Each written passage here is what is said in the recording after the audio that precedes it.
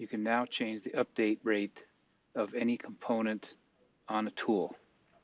In design mode, simply click on the component and change the update priority from default to low.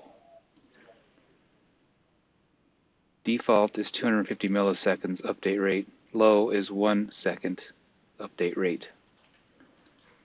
To illustrate this, I can connect to a simulator where the simulator changes values every time a value is requested.